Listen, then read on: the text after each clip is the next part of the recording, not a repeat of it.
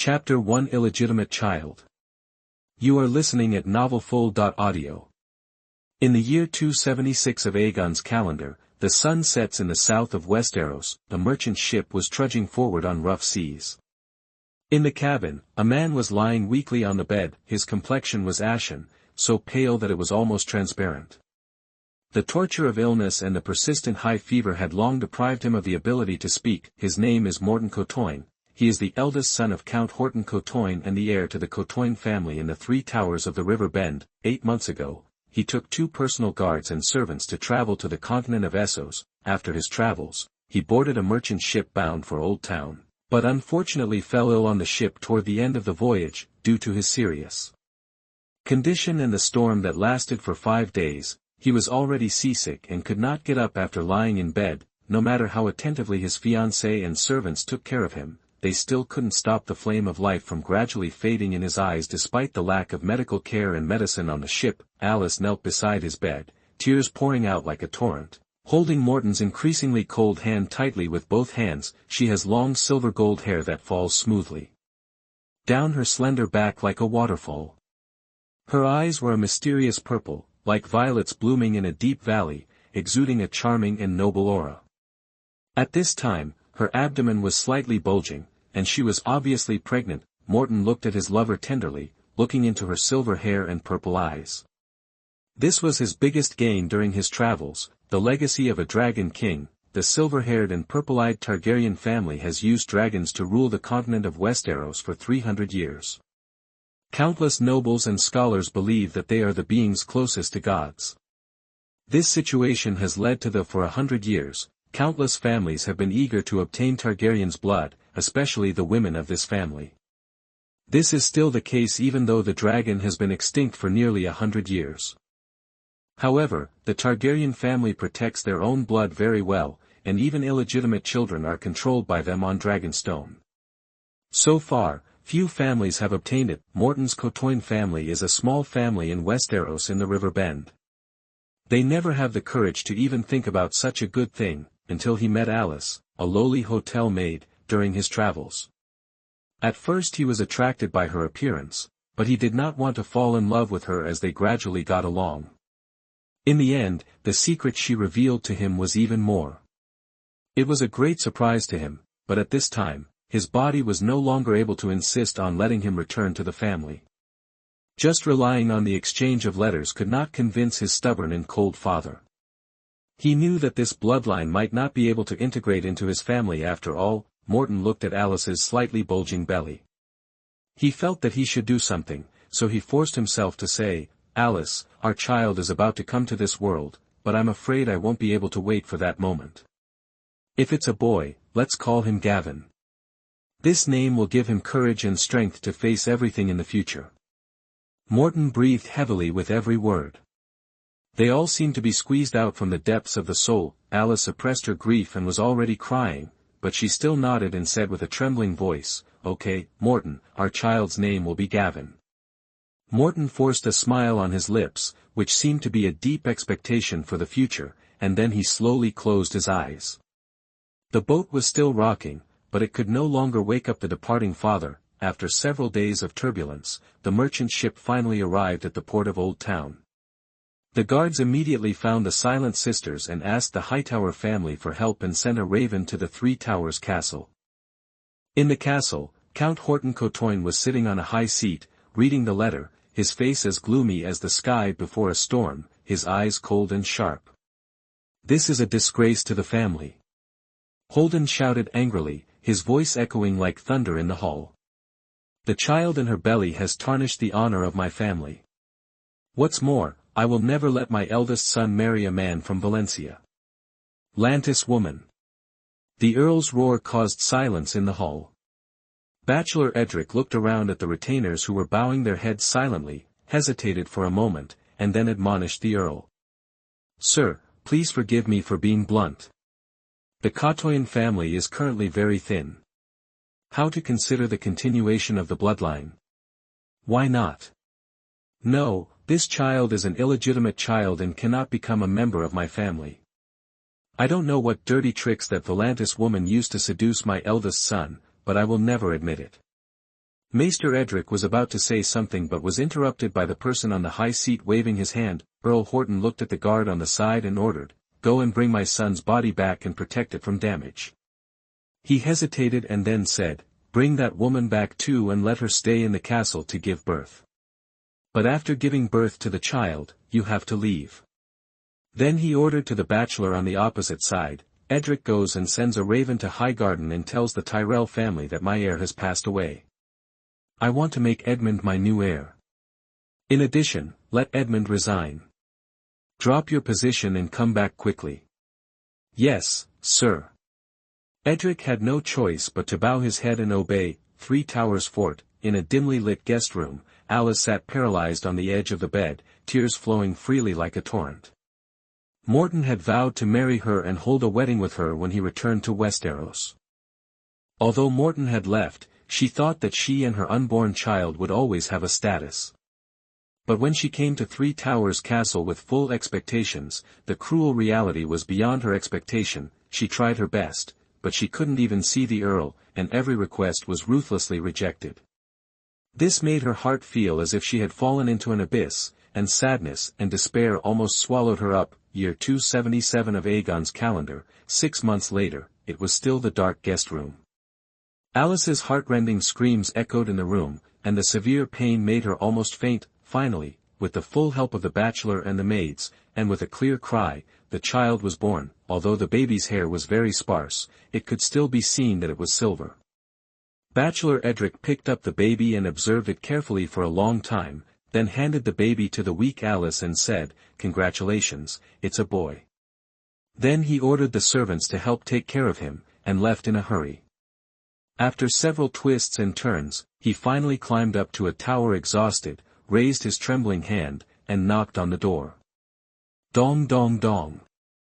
Come in." The voice came from inside the house. Chapter 2 Gavin and the Flame. You are listening at novelfull.audio. Mr. Edric pushed the door open and walked in. Seeing Edmond standing in front of the window, he bowed briefly and said with some joy, "Master Edmond, the child is born, a boy, both mother and child are safe. His face is very similar to your brother's when he was a child, but his hair is silver like his mother's. The child looks very healthy." After hearing the news, Edmond showed a happy expression on his face. "Oh.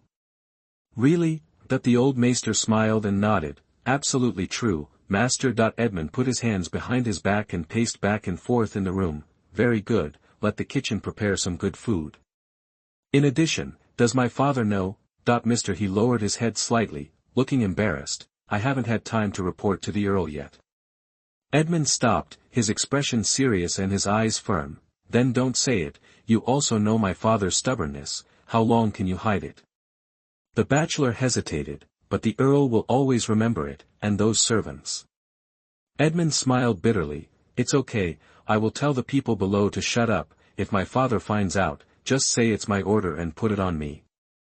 The bachelor took a deep breath and nodded solemnly. "Yes, I know what to do, Master Edmond."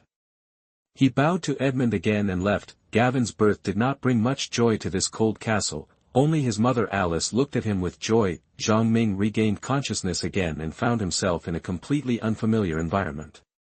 Everything around him became huge and blurred, and his body was so petite and weak. Then, he was horrified to find that he couldn't speak, and even simple movements were difficult to complete. This small body was completely out of his control. The unfamiliar environment and situation made Zhang Ming confused. Then, he remembered that he was playing games at home before, and accidentally knocked over the water cup on the keyboard. After a crackling sound, he lost consciousness. Could it be that I traveled through time? Traveled through time and became a baby? He tried to observe the people around him, those unfamiliar faces. There was only one woman, with wet silver hair and purple eyes full of endless tenderness. Is this my mother in this life? He opened his mouth to say something, but what came out was the cry of a baby. Year 282 of the Aegon calendar. Zhang Ming, or Gavin Flowers, was standing on the beach at this moment, holding an iron pot tightly in his hand, looking at the blue sea. He walked carefully to the beach, squatted down, slowly put the iron pot into the water, and waited for the pot to be filled with sea water. feeling the weight of the sea water and the iron pot. He lifted the pot with difficulty and walked step by step to the pile of firewood prepared in advance. Gavin put down the iron pot and began to build a fire skillfully. His little hands kept fiddling with the branches and hay, and beads of sweat gradually oozed out of his forehead. This body is still small, and it is so tiring to do such a small job, but the next step will be simple. He put his hand close to the hay and snapped his fingers. A weak flame appeared out of thin air between his fingers and instantly ignited the hay. The flame jumped happily and gradually became stronger. Gavin looked at the fire he lit out of thin air with his fingers. Although he was used to it, he was very excited every time he used it. This was the ability he discovered when he was 4 years old. At that time, he was using flint to light a fire. Maybe the flint was damp, and he tried hard for a long time but failed. Instead, his hand was sore. Just when he was furious and tried for the last time, a spark appeared in his palm. At that time, he was scared and thought he had an illusion. After calming down, he tried again and a flame really appeared. Although the flame flashed and extinguished, Gavin was sure that it was not an illusion. Gavin was very surprised to suddenly get magical powers. After calming down, he didn't tell anyone, including his mother in this life. After all, after observing the surroundings in the past few years since birth, he traveled to a world similar to the Middle Ages. He was afraid that he would be burned to death as a monster if he rashly showed his extraordinary abilities. Gavin, who figured it out, didn't tell anyone. He only practiced silently when he was alone. Now he can light the flame at will, and the duration has lasted for 1 minute. Placing the iron pot steadily on the fire, Gavin stared at the sea water in the pot without blinking. As the flames baked, the sea water began to emit hot steam, and gradually, water droplets condensed on the wall of the pot and rolled down. Gavin's little face was burned red by the fire. He held a branch in his hand and fiddled with the campfire from time to time to make it more prosperous. The sea water in the pot kept rolling, and bubbles came out one after another. When most of the water evaporated, a layer of white crystals appeared at the bottom of the pot. However, these crystals were not pure enough, but this was the salt eaten by the civilians in this world. Without hesitation, Gavin quickly extinguished the fire and let the iron pot cool down slightly. Then, he carefully took out the coarse salt from the pot and placed it on a clean cloth. Then, he took some clean water, gently poured it on the coarse salt, and began to stir. After stirring evenly, he put the mixture into the pot again and heated it for secondary purification. He put a handful of wood ash in for the 3rd time. After repeated attempts, crystal white salt blocks appeared at the bottom of the pot. Wiping the sweat off his head, Gavin carefully collected the refined salt, put it in a small cloth bag, and began to crush it. After the task was completed, Gavin carefully cleaned up the fire and put the pot in order. He picked up the iron pot, his face filled with satisfaction, and walked towards the town under the castle. On the way back to the town, Gavin touched the bag of salt in his arms. He was happy to see the result of his hard work. This small bag of salt can be exchanged for 5 copper stars. In this town, 2 copper stars can be exchanged for 1 bread, but that kind of bread is very hard, which is nothing compared to the bread Gavin had eaten in his previous life. After the bread here cools down, it can even be used as a weapon. In terms of hardness, it is no less powerful than a brick. The town under the castle is close to the sea. People here are not short of salt, but most civilians can only afford coarse salt, which tastes very bitter. Only the nobles in the castle eat fine salt, and most of it is mined from salt mines. People here do not have the technology to purify sea salt. The price of fine salt is 10 times that of coarse salt. Gavin used the knowledge of his previous life to secretly make some to sell to subsidize his family. He and his mother had lived in the castle for a while before, and the amount he sold each time was not large. So far, he has not attracted the attention of others. However, if he continues to sell, it may attract the attention of those who are interested. In serious cases, it may also bring danger. Chapter 3 3 Towers. You are listening at novelfull.audio. Since Gavin was born, he lived in the castle with his mother Alice. His mother worked as a laundryman in the castle. Gavin also learned about the situation here and his life experience through the discussions of people around him. After all, servants never avoid a child when they talk. His father, Morton Cotoin, the eldest son of the Earl, died of illness on the ship back to the territory, leaving only Alice, who was pregnant with Gavin. In this world, the nobles' marriages would not be recognized without the presidency of monks and the registration of bachelors. The heirs born were also called illegitimate children. And from what others said, Gavin's mother Alice was a foreigner from another continent. Gavin lived in the castle for 3 years. His cheap earl grandfather never showed up. Instead, he tried to drive them out of the castle many times. It was only because of his cheap uncle Edmond's strong obstruction that he was not driven out. For this reason, it is said that Edmond was punished by the earl many times. Sir Edmond would occasionally visit him and even bring some toys that Gavin didn't need. Just when Gavin thought he would grow up here, an accident happened. The War of the Usurper broke out, and the Cotoin family responded to the call of the feudal Lord Tyrell family. His cheap uncle Edmond Cotoin, as the heir to the 3 Towers, replaced his elderly father, Earl Houghton, to go to High Court to respond to the call and followed the feudal lord to lead troops to attack the Stormlands. Not long after Sir Edmond left, Gavin and his mother were expelled from the castle. Perhaps Sir Edmond had anticipated it and arranged a place for Gavin and his mother in the town under the castle in advance. He also arranged a job for Alice to wash clothes in the barracks, and from time to time someone in the castle would send some money and property to subsidize their lives. The pain of losing her lover, the loss of giving birth to Gavin, and the years of labor ruthlessly eroded Alice, making her body worse and worse. Her face also lost its former luster, her skin became rough, her eyes were sunken, and she was exhausted and haggard.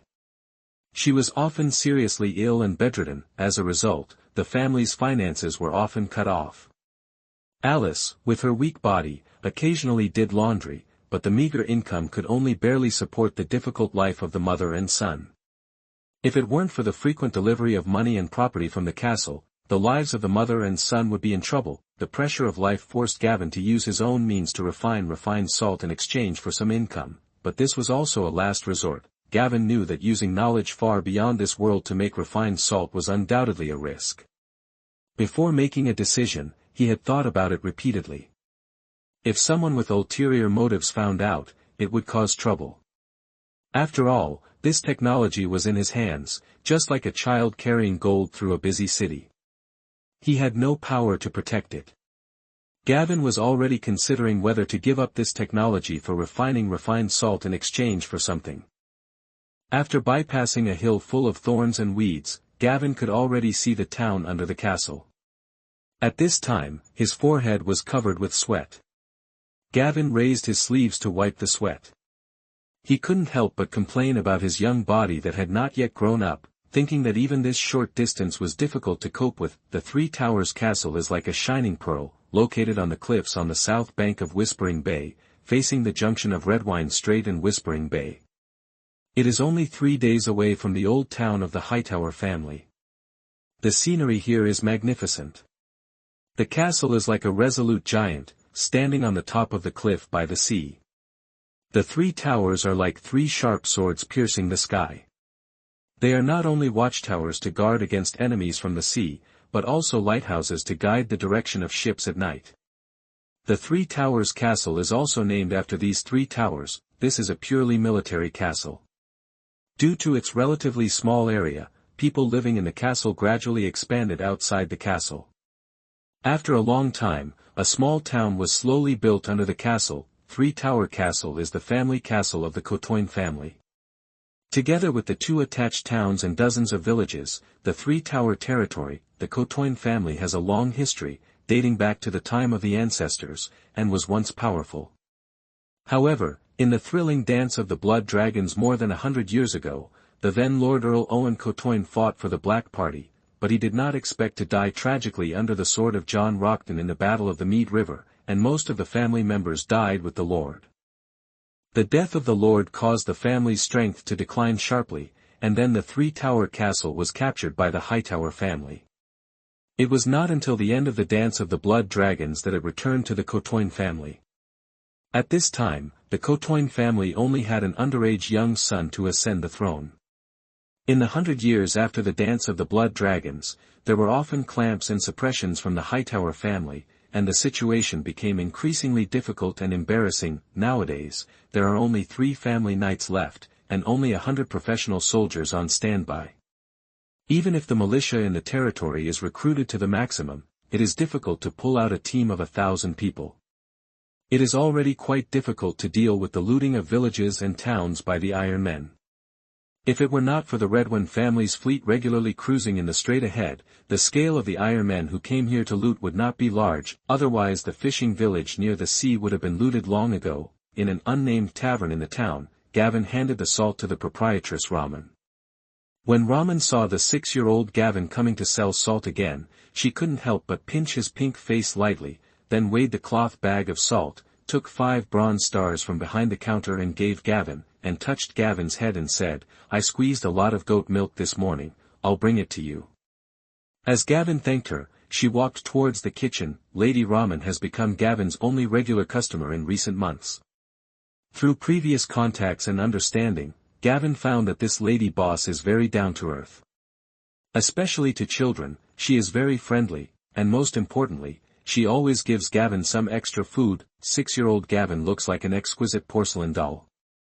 His silver hair matches his fair face, which is as warm as mutton fat jade, with a faint blush. His big watery eyes are like the purple stars twinkling in the night sky, bright and smart. Gavin leaned against the counter and listened to the conversations of people in the tavern. This is also an important channel for him to obtain information from the outside world. The mainstream topic is always inseparable from the usurper war that is in full swing. As people of the River Bay, everyone is looking forward to the River Bay winning the war. In particular, they hope that Sir Edmond can return victorious and glorious. Every time a major victory is achieved, the territory will hold a grand celebration, and many people are looking forward to participating in it. Chapter 4 High Valyrian. You are listening at novelfull.audio. But Gavin knew that the Tyrell family did not win the war in the end. They just stayed in the camp outside Storm's End for more than a year, until Robert Baratheon defeated Rhaegar Targaryen and ascended the Iron Throne, and the war came to an end. King Aerys Targaryen, who was originally loyal to the Reach, was brutally killed by his Kingsguard. The former enemy suddenly became the new king. However, the Tyrell family also besieged the king's castle for a whole year, forcing him to. The king's brother was forced to live in the castle eating rats. I'm afraid that next, the Tyrell family will have to work non-stop to ease relations with the Iron Throne. According to the timing of the plot, the war is about to end. Soon Raman walked out quickly with a small jar of goat's milk. First he pinched Gavin's face affectionately, then handed the goat's milk to him. Then he knelt down and looked towards his face with tenderness. A kiss on the pink little face. Although Gavin felt embarrassed, he did not want to expose any flaws.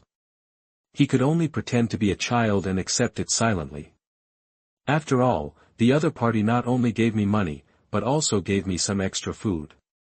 And according to Gavin's understanding, the 40-year-old layman boss's wife still has no children of her own, so he can understand the other party's behavior. Walking on the path home, Gavin's thoughts were racing, thinking about the plot of this world. Yes, Gavin had already figured out 3 years ago that the world he came to was the American TV series Game of Thrones he had watched in his previous life.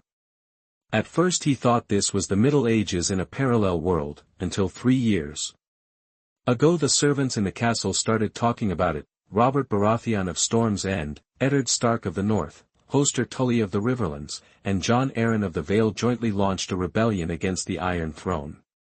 The familiar name and family instantly brought back Gavin's past memories. It was at this time that his cheap uncle Edmond Cotoin responded to the call and led his troops to High Court. If calculated according to the time of the plot, the war will be over soon. Gavin, who is well aware of the direction of the plot, is also silently planning his future path deep in his heart. Relying on the unique advantage of foresight, in the future, whether he can successfully cling to the thigh of a high-ranking person, he can naturally get rid of his status as an illegitimate son, which has caused him to be discriminated against, and transform into a noble nobleman, just like Bronn in the play. You know, Bronn was originally just a mercenary with a humble background, but he eventually became a real earl. Moreover, Gavin's own knowledge and technology far exceed the current level of this world. He firmly believes that with these advanced and unique things, he will be able to open up an industry for himself to gain huge wealth. In addition, Gavin has another area of greater interest, which is magic. In this world, magic definitely exists, and as far as the current situation is concerned, he already has the potential to use magic. Gavin secretly thought that if he could find a way to study systematically, after the Red Comet arrived, whether he would become more powerful in magic, whether he could use this to obtain more powerful power, and then pursue more mysterious and something extraordinary.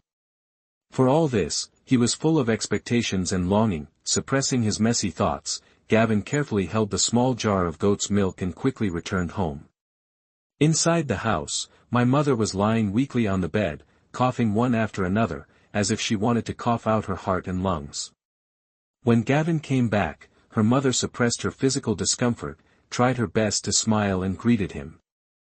Then, the mother struggled to sit up and said in a slightly hoarse voice, "It's time for us to study." She took out a book from a small box under the bed. The cover of the book was worn and the paper it's made of sheepskin. A year ago, his mother began to teach him some strange words and languages. Recently this kind of teaching has become more frequent and systematic. But strangely, none of these words and languages belong to the common language of Westeros. Gavin also secretly guessed that this might be the language and writing of Essos. After all, that's where his mother came from. Although he was full of curiosity, he knew that knowledge was extremely valuable and it was not a bad thing to master another language, so he never went to get to the bottom of it. In the evening, Gavin's teaching was completed. Aerith watched as her intelligent son learned to read and write High Valyrian in just 1 year. There was an inexplicable meaning in his eyes, and he unconsciously touched the pendant on his chest. This is a unique pendant, carefully carved from bone. The whole shape is round and oblate, smooth to the touch but with a mysterious coolness. On its surface, there is a hexagonal pattern that stands out. This pattern is strange and weird, as if it contains some ancient and profound secret, and it also seems to be a symbol of mysterious power. Alice's eyes gradually became firm as she touched the pendant, and she seemed to have made up her mind. Alice gently brushed Gavin's silver hair, her face full of tenderness, and asked softly, "Gavin, have you heard of Valyria?" Gavin was very surprised that his mother suddenly mentioned this issue. But thinking about what he knew about the plot, he thought for a moment and replied. "I once heard the maester in the castle tell me that before the Doomsday, the free fortress of Valyria was extremely powerful. There were 40 Dragon King families who discussed politics together. They had thousands of dragons and conquered most of Urso.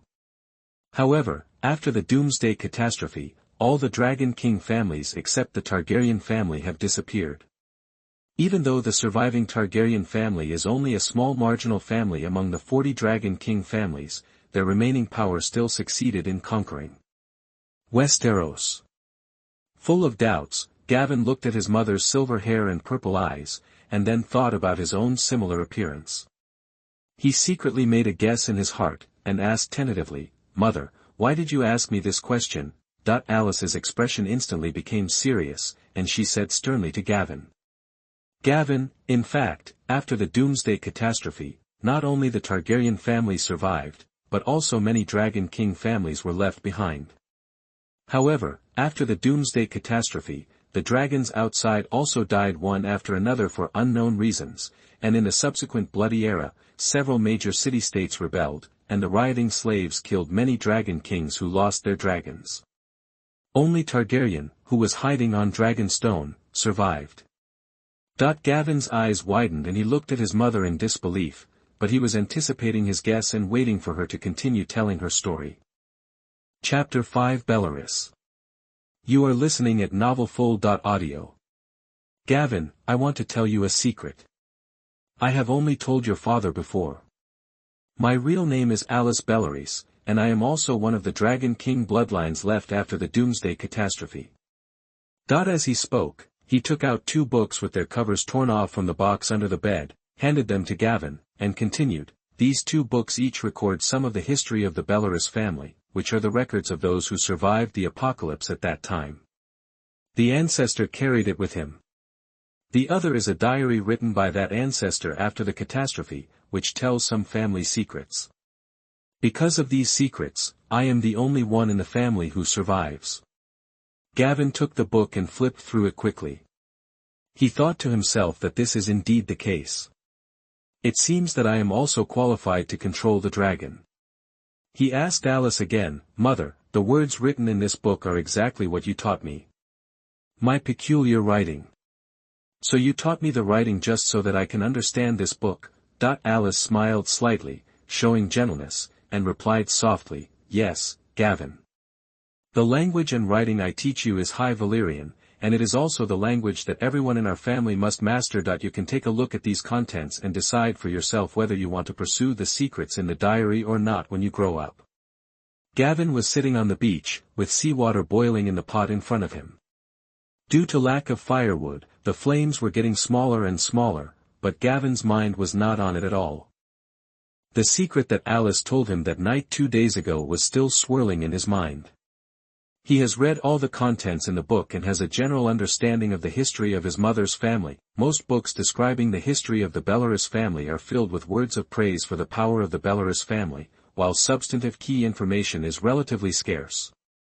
But even so, through the content between the lines in the book, one can still understand part of the powerful Valyria and Free Fortress at that time, as well as the political situation in the Free Fortress Council.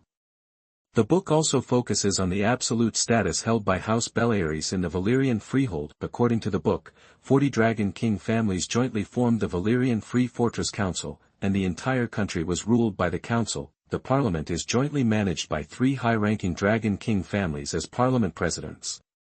Other Dragon King families can participate in voting, and the number of votes is linked to the strength of the family. The surviving Targaryen is also one of them, but according to the description in the book, they have basically no say in parliament. The Bellerys family is not an ordinary Dragon King family. It is one of the 3 upper-ranking families that manage the parliament. It even has the power of veto in the Free Fortress Parliament. The first and most powerful dragon owned by the family was named Belleris, which is also the origin of the family name. The book describes Belleris as living for 800 years and covering the sky as he soared in the sky. During a dragon fight, it can even turn its flesh and blood into flames, thereby protecting it from all harm. Even the dragon knight it rides will turn into flames along with the dragon. Even in Valyria at that time, this dragon was almost invincible. In addition to possessing the ability to control dragons, the Bellerys family has also awakened the ability of fire warlocks in most clans throughout the ages. Even without the dragon, the Bellerys people who possess magical power should still not be underestimated. Correspondingly, the other 2 high-ranking families control the abilities of blood witchcraft and prophecy respectively. The owner recorded in another diary is named Orpheus Bellerith, who is also the ancestor of Gavin's lineage. At the time of the Doomsday catastrophe, the 18-year-old Orpheus happened to be in Braavos, and he was lucky enough to escape the Doomsday catastrophe. However, his dragon is only a young dragon that can just be ridden. In the Age of Blood, the slaves rioted and killed the dragon. Orpheus took the opportunity to escape from Braavos. Even the clan sword he carried was lost and became a collection in Neptune's treasury. Since then, Orpheus has been wandering in the continent of Essos, and he does not even dare to admit his own surname. According to his memories in his diary, the Bellerys family set up a secret underground dragon cave far away from Valyria, which contained dragon eggs and much of the family's knowledge, as well as countless gold and silver treasures.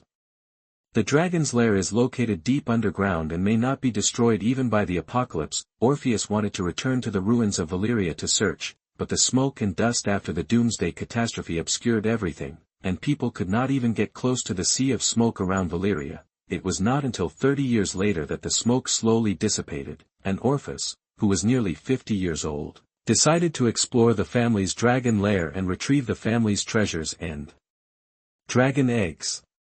So, he handed over the tokens and other things he left behind to his descendants, and went to explore the place recorded in the diary alone, but he never came back. In the following hundreds of years, members of the family continued to go to Valyria, but they never returned. To this day, only Alice's bloodline remains in the family inheritance.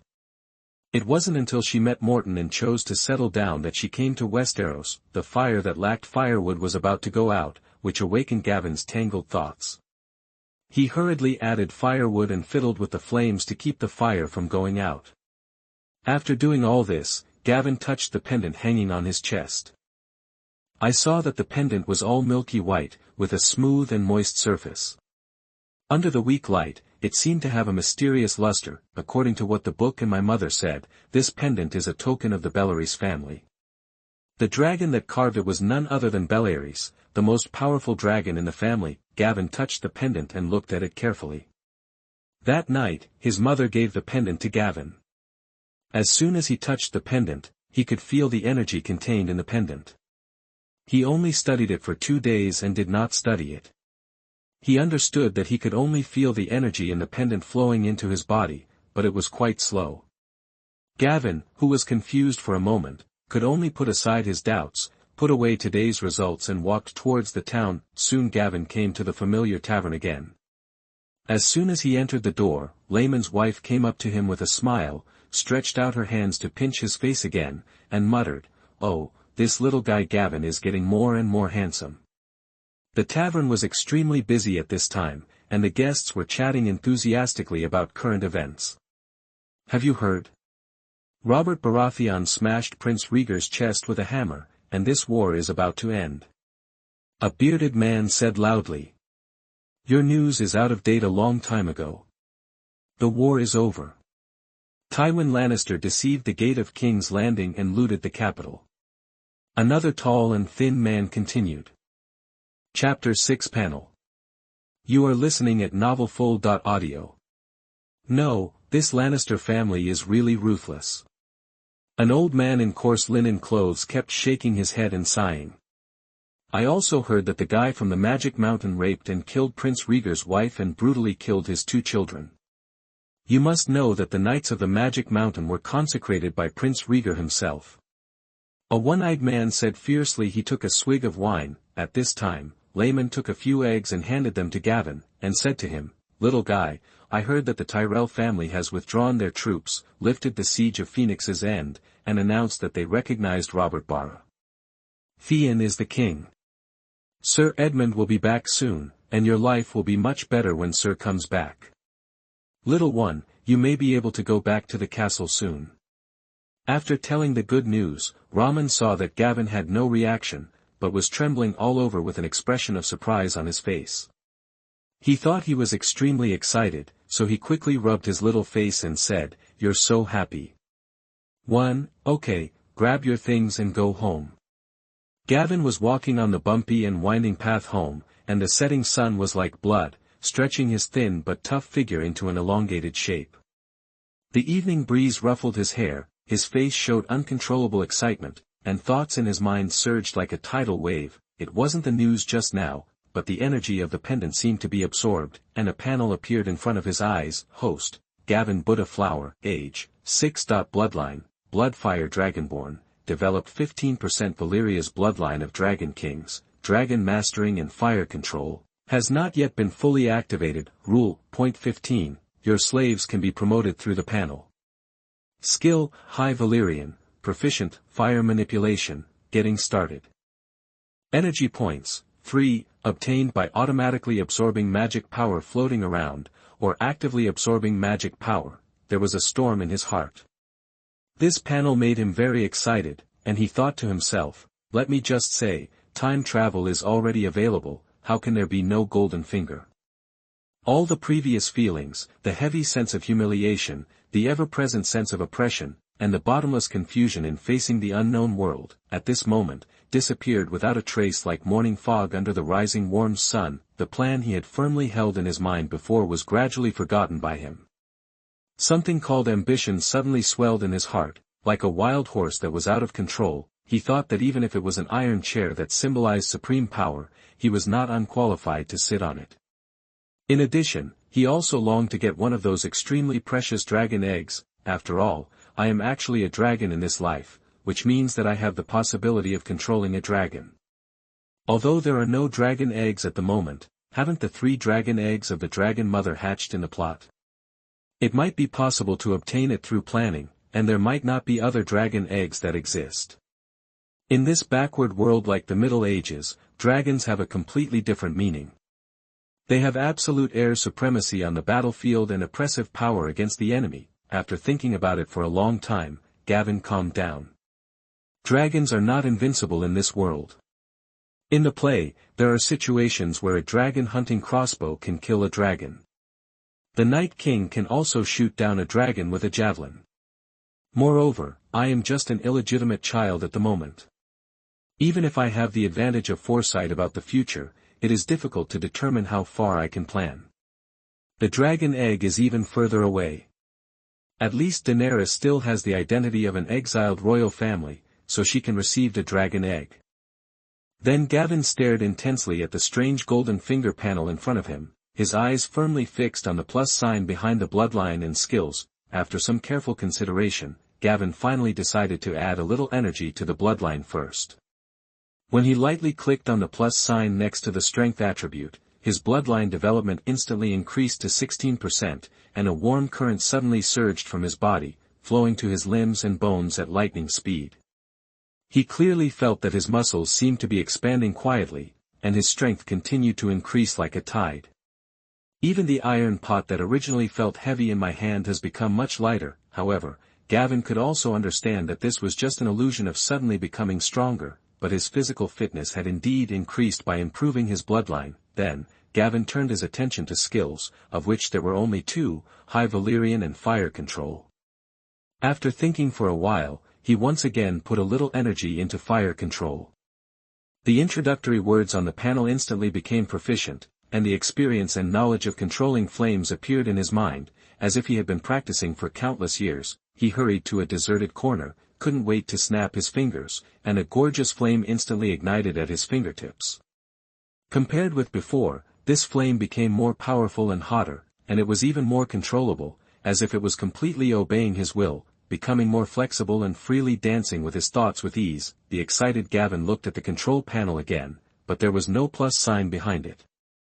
It seemed that he could not use it under his current conditions. Deeply feeling the significant changes in his body and abilities, Gavin is full of confidence and expectations for the future.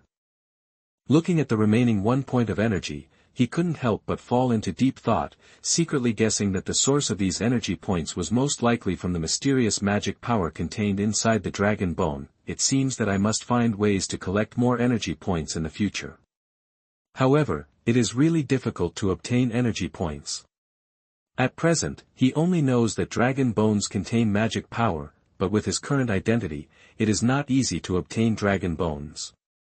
Gavin remembered that there were a large number of dragon bones in the Red Castle in the plot, and there were many dragon bone crafts in the world, but these things were either extremely difficult to obtain or very expensive, and because of some unspeakable strange effects, many male nobles in this world flocked to dragon bones, and they would even grind them into powder and swallow them. This resulted in most of the dragon bones in circulation being ground into powder and consumed. It seems that I have to find a way to learn more skills. I have made a decision in my heart to offer the refined salt manufacturing method in exchange for an opportunity, and it can only be offered to one person. The powerful and kind chief uncle in the territory, Edmond. Coincidentally, according to the plot I know, this bloody and cruel usurper war has ended. At this time, Sir Edmond was about to return. After making the decision, Gavin's thoughts did not stop, but turned rapidly, thinking about what kind of way out he could get from it. At the same time, he was also repeatedly thinking about how to present this salt-making method. Should he present it directly to his uncle? Or find an appropriate time to highlight its value? Chapter 7 Edmond. You are listening at novelfull.audio.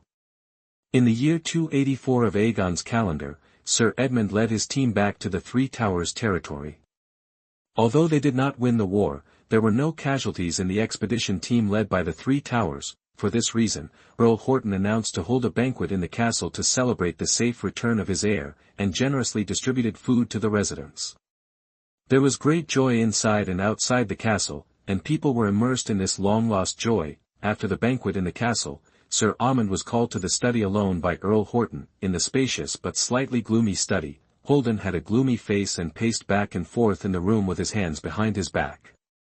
Edmond was sitting on a chair, his expression equally ugly. Holden stopped abruptly, turned around, glared at Edmond angrily, and reprimanded loudly, "You ignorant thing. During the war, you actually had a conflict with the Hightower family over a woman, and almost had a duel. Do you know that our family's bloodline is very weak now, and we are the only ones left? If you are causing trouble outside, what will happen to the family? Who will you pass on to?"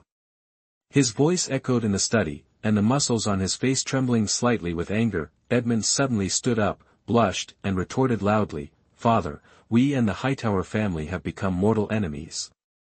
This time it is obvious that they are humiliating the Cotoin family. How dare they pretend to be me? Flirting with my fiancée."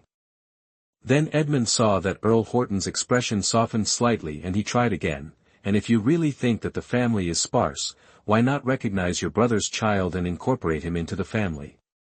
At least you can take him back to the castle to train him. After all, it is the blood of the Cotoin family." Holden snorted coldly, turned away, and said coldly, "Absolutely impossible. That's a bastard.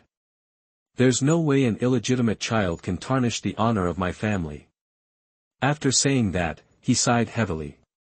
He paused for a moment, looked at Edmond and said indifferently, "Now I leave all the affairs in the castle to you, and it's your business to make decisions. But you have no right to add members to the family, at least wait. I'll die." After saying that, he waved his sleeves and no longer looked at Edmond. Edmond clenched his fists, gritted his teeth, and finally sat down helplessly, sighing heavily. When they ended their conversation and walked out of the study, Sir Edmund's face showed a trace of contemplation. The Cotoin family had not lost anything in this war, but it had not gained the expected benefits. Edmond originally wanted to rely on his contribution in the war to ask Duke Mace Tyrell to come forward to rule on the ownership of the two disputed villages on the border between the Cotoin and Hightower families. However, the war ended in a hurry. The matter finally came to nothing. He called his attendants and asked in a serious tone, "What happened in the territory recently during my absence?" That the attendant hurriedly lowered his head and reported the recent affairs in the territory with a respectful expression. Sir Edmund listened quietly, sometimes nodding slightly, sometimes frowning. Suddenly, Edmund seemed to remember something and asked again, "How are the mother and son outside the castle?" That the attendant hesitated slightly, and after thinking for a moment, he said, "Sir, the life of the mother and son is quite peaceful, but—" Sir Edmund's eyes narrowed and he asked, "Just what?" "Don't hesitate." "Sir, I don't know when some high-quality refined salt began to circulate in the territory that only nobles can eat. After I investigated, I found that it pointed to your brother's illegitimate son Gavin Faurois." Edmond suddenly became interested and asked, "Does my father know?" "I don't know, sir. Please ask me to take care of the mother and son. I don't dare to make decisions on my own. I want to wait for you to come back before making arrangements. After all, selling salt without permission is against the laws of the territory." The attendant was respectful. Replied. Edmond was relieved when he heard the answer. He is the second son of an earl. According to the custom of Westeros, he had no chance to inherit the family castle and title. All of these originally belonged to his eldest brother. The earl also found a way out for him and sent him to Tilia early. The family served as a knight squire, and after being knighted, he served as a captain of the Duke's Guard. However, a letter from his father 6 years ago broke his original life trajectory. His brother died of illness on his way home, and overnight he became the heir to the Three Towers territory. Even the Tyrell family introduced him to a woman from a side line of the family as his fiancée. A series of sudden news, including those who had obtained the right to inherit. Surprise, but also sadness of losing my brother. After getting what belonged to his brother, he felt somewhat guilty and took good care of the illegitimate son his brother left behind and the Volantis woman. After thinking for a moment, Edmund decided to meet the child and take them back to the castle. The next day, Alice went to work in the military camp, while Gavin prepared lunch alone at home. The flames in the stove were burning brightly, and the rising smoke filled the air. He skillfully turned the food in the pot. At this moment, there was a knock on the slightly worn and mottled door of his house. Gavin quickly wiped his hands and walked out of the door quickly. Outside the door, he saw a man dressed as an aristocrat, and he quickly greeted him respectfully and politely. "Good afternoon, my lord, I wonder what you want to do with me." Edmond raised his head slightly, looked at Gavin sharply, and asked, "Do you know who I am?" Without waiting for Gavin's answer, he said, "Forget it, you are just a child. Where is your mother?" "Lord Edmond, my mother should be doing laundry over there in the barracks, and she should be back soon." "Do you know me?" Seeing Gavin's answer, Edmond asked in surprise. "I saw you outside the castle on the day of your triumphal return, sir." Gavin said respectfully. "Triumph? I can't be called a triumphal return. I just took the troops for a stroll. I didn't get any honor in this war." Edmond curled his lips and said with a slightly helpless look. "Sir, although you didn't triumph in the war, your loyalty with all your strength is moving and worthy of admiration." Gavin took the opportunity to compliment him. "Ha ha ha," Edmond laughed after hearing the answer. Obviously, Gavin's compliment was very useful to him. At the same time, he also found that although this child was only 6 years old, he answered questions clearly and was obviously very smart. Moreover, he didn't have the fear of other people facing nobles in his eyes, but his eyes were clear and calm. This little guy is worth cultivating. Edmond thought for a while and asked, "Little Gavin, do you know who your father is?" "I have heard of it, sir. People around are talking about it. My mother also told me." Gavin answered calmly. Edmond's eyes revealed a hint of curiosity and scrutiny, and he asked, "Little guy, do you hate the Cotoin family?" Chapter 8 Growth and Swordsmanship. You are listening at novelfull.audio. Gavin took a deep breath, bowed to Edmond and replied, "I don't hate, sir. I am grateful to my father for giving me life, and thank you for helping me and my mother." After hearing this, Edmond did not speak but observed Gavin carefully and found that there was sincerity in his eyes, and a 6-year-old child was not pretending. Gavin took the opportunity to muster up his courage and said, "Sir, I have a method of making salt. It can extract coarse sea salt and turn it into expensive refined salt. The production method is quite simple. I would like to dedicate this method to your lord to thank you for your many years. To take care of me and my mother." After hearing this, Edmond smiled slightly and said, "Don't worry about the refined salt. I think, since you have guessed your life experience, I want you to come back to live in the castle with me.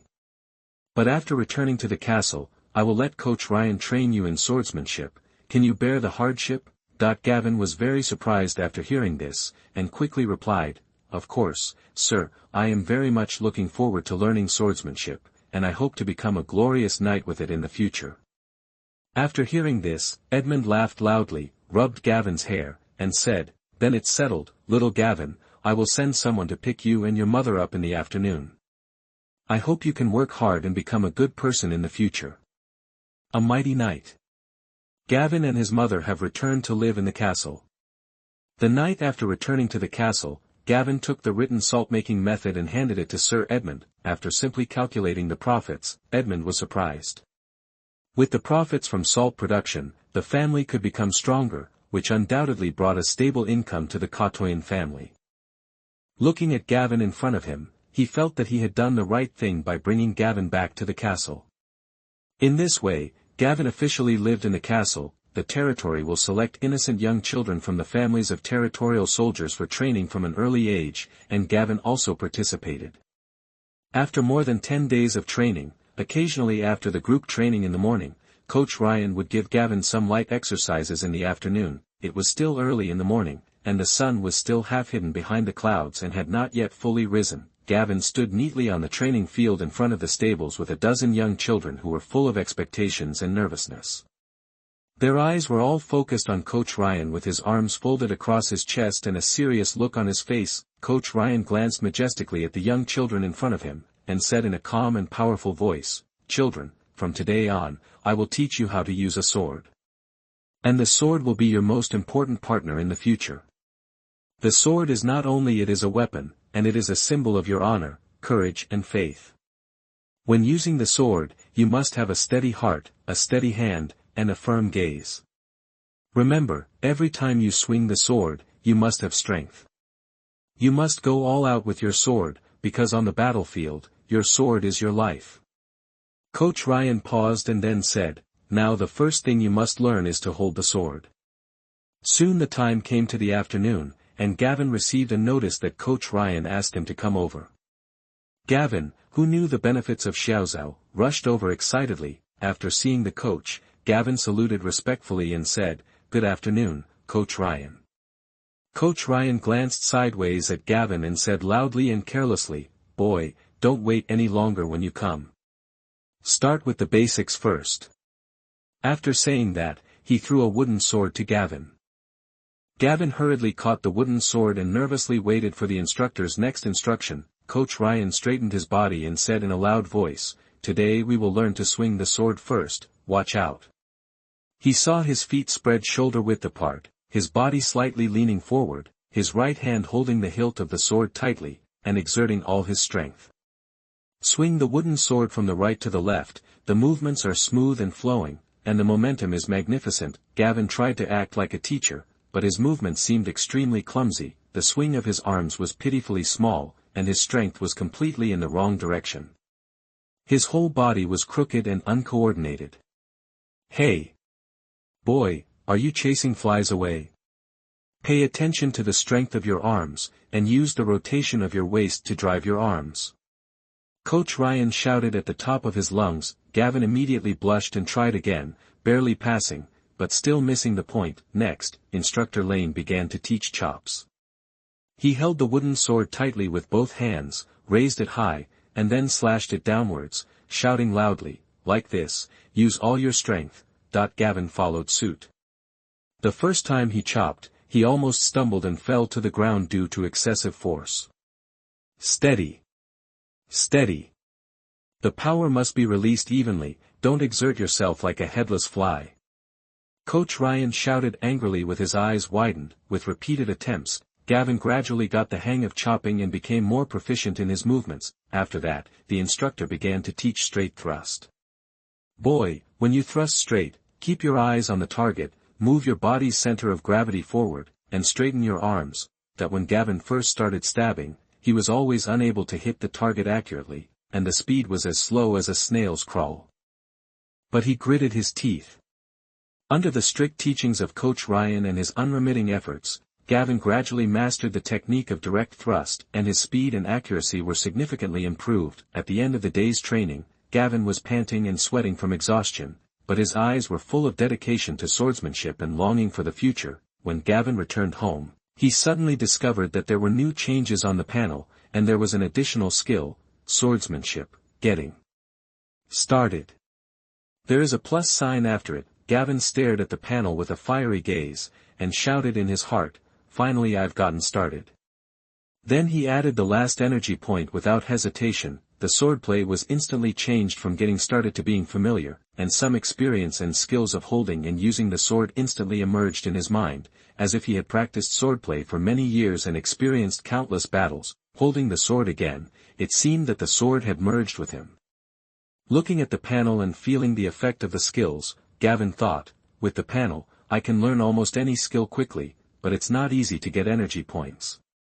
After ending these complicated thoughts, Gavin fell asleep with fatigue all over his body. Time flies, and time quickly came to the 291st year of the Aegon calendar. On the training ground, a young man stood there with a sword, his silver-gold hair shining in the sun, a pair of deep and bright purple eyes on his handsome face, and a training sword in his upright posture.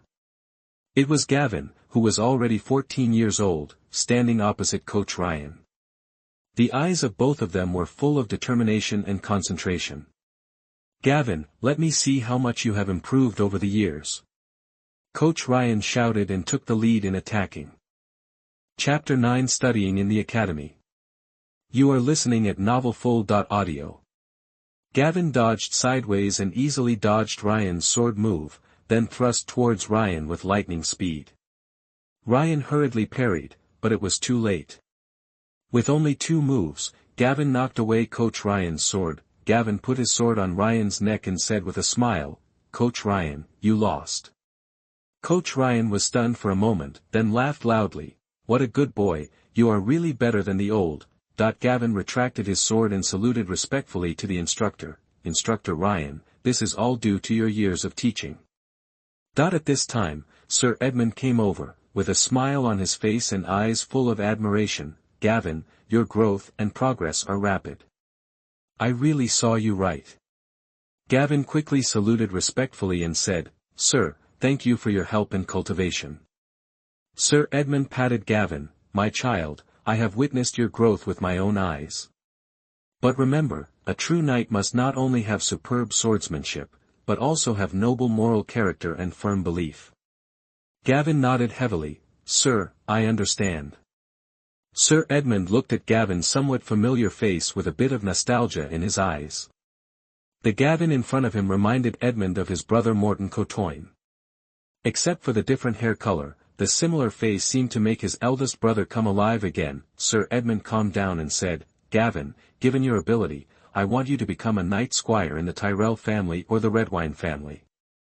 Have you ever considered going? Of course I suggest Tilly. This will be of great benefit to your future development. Gavin lowered his head slightly and said with an expression of embarrassment, Sir, thank you for your kindness. I want to study in the city for a while, so I hope the decision on this matter will be postponed. Sir Edmond was quite surprised, studying in the city. My son, bachelors cannot pursue glory and must give up their surnames. Gavin said sincerely, My lord, my desire for knowledge is no less than glory, not to mention that it is okay to just study without taking the oath of becoming a bachelor. Sir Edmond looked at Gavin and said after a long time, If you are very insistent, I can write you a letter of recommendation. Gavin saluted gratefully, Thank you, sir. Sir Edmond was slightly surprised, and after a moment of silence he said, I am saddened by what happened to your mother, and please give me my condolences. But Gavin, remember, you still have family around, and I have always regarded you as my nephew. Gavin raised his head, tears flashing in his eyes, and looked at Edmond with emotion, and said, Thank you for your concern, sir. My mother will be very happy when she finds out.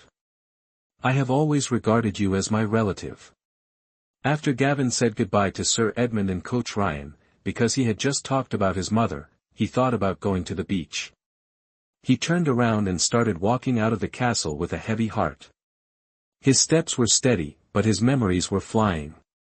Catkins, in the past 8 years, Gavin's mother Alice's health has been deteriorating. Like a beacon that is about to run out of fuel, the fire of life is swaying and may be extinguished at any time.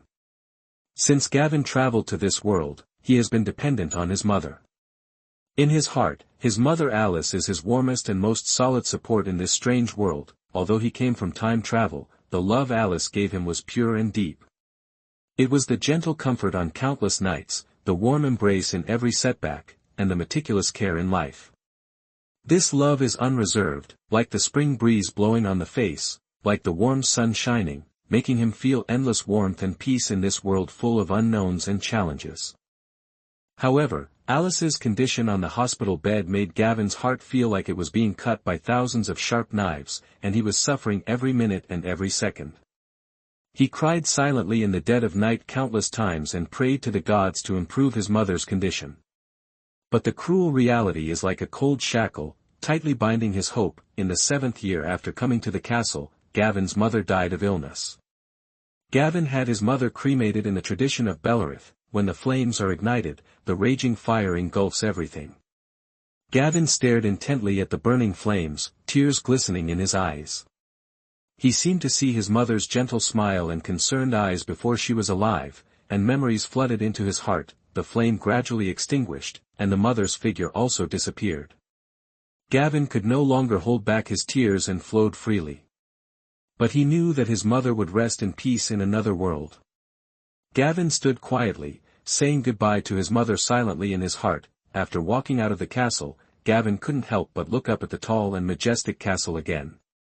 Many of the exterior walls have been renovated, and the original modeled stone walls are now brand new, solid and majestic. The newly replaced ballistae shone coldly in the sun, showing its inviolable power. Even the bumpy roads on weekdays have been simply repaired and become smooth. The strength of the territory has been significantly enhanced during this period, all thanks to the salt-making method contributed by Gavin. Through this, the Kotoin family obtained a large number of golden dragons, which led to the territory's military becoming stronger and stronger. The year before last, the Kotoin family responded to the king's call and participated in the counter-rebellion against the Iron Islands. In that war, Edmond Kotoin finally won glory and wealth by relying on his strong family strength. After the war, the family gained a lot. Not only did they obtain a large amount of treasure, but they also improved the family's status in the kingdom. Prime Minister John Arryn also personally came forward to rule on the ownership of the two disputed villages on the border between the Kotoin and Hightower families. John Arryn obviously intended to maintain the conflict, and gave one village to the Kotoin family, while the other was left unresolved, resulting in the two families still in conflict. Gavin, who heard the news, also silently complained about the Prime Minister's cunning. Moreover, because of the powerful blow to the Iron Islands, the Iron Men attacks and looting incidents that once frightened the coastal people no longer occurred. Even in a small port next to the town, there are 3 pirate ships seized from the Iron Islands, a mighty sailing ship, and 2 narrow long ships parked neatly.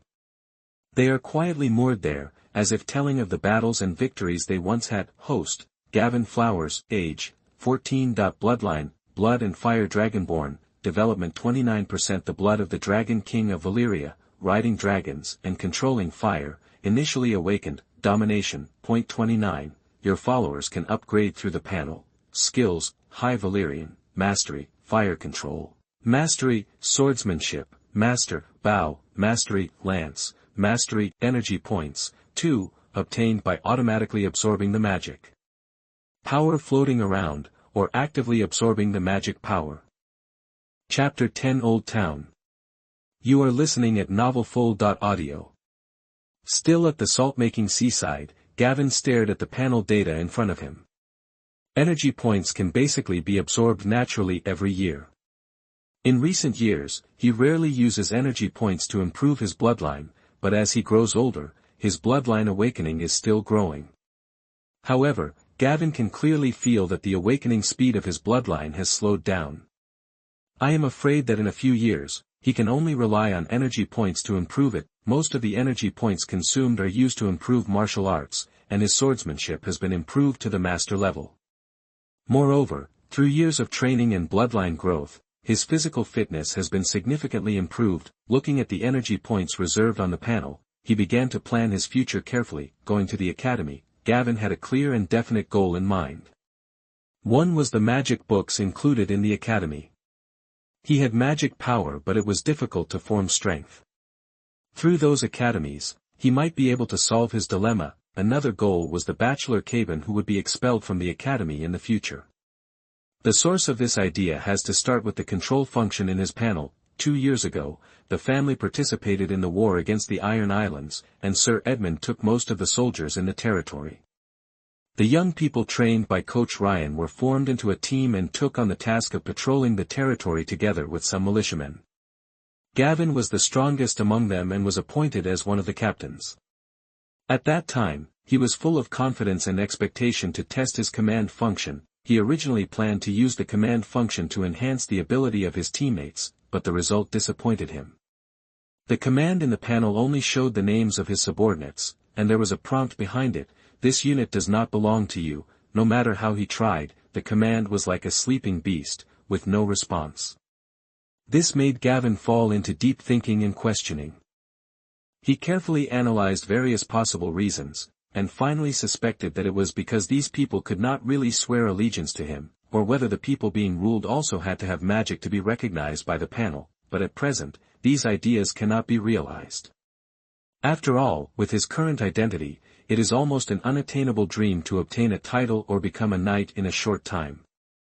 Under such circumstances, it was even more impossible to make these soldiers follow him wholeheartedly and test the command function. Gavin, who had been confused for a long time, finally decided to change his mind. If the living could not be loyal to him, what about the dead? This bold and crazy idea kept lingering in his mind, recalling that in the play, Coban resurrected the mountain and made it a terrifying existence that almost lost itself and only knew to obey orders. Although the mountain seemed to have regained some of itself, or obsession, later, this undoubtedly provided Gavin with a direction to solve the problem. Gavin pondered this possibility over and over again, and the more he thought about it, the more he felt that this might be the key to breaking the current dilemma. If he could master this ability to resurrect the dead and let those dead warriors be used by him again, then he would no longer have to worry about the loyalty of the soldiers. They would execute their orders without reservation and become the most loyal and powerful force in his hands. This idea made Gavin excited and a little scared. After all, this is a means that goes against common sense and morality. But facing the current predicament, Gavin felt that he no longer had much room for choice. He gritted his teeth and secretly made up his mind to find ways to obtain Coben's knowledge. Gavin followed the caravan and slowly set out on the road to Old Town. Along the way, the beautiful scenery of the river bay was like a colorful painting slowly unfolding in front of him. Looking around, the vast farmland was like a green ocean, swaying gently under the caress of the breeze. The crops in the fields were lush and full of vitality, showing the fertility and abundance of this land. 5 days later in the evening, Gavin arrived at Old Town, and the towering tower that soared into the sky also appeared in his sight, with a height of more than 100 meters. For Gavin's previous life, such a height may not be surprising, but this was the backward Middle Ages. Legend has it that the construction of the towering tower benefited from the help of magic. Now it seems that these legends are not groundless. Looking at the tower with mysterious and magnificent patterns, Gavin's thoughts began to drift uncontrollably.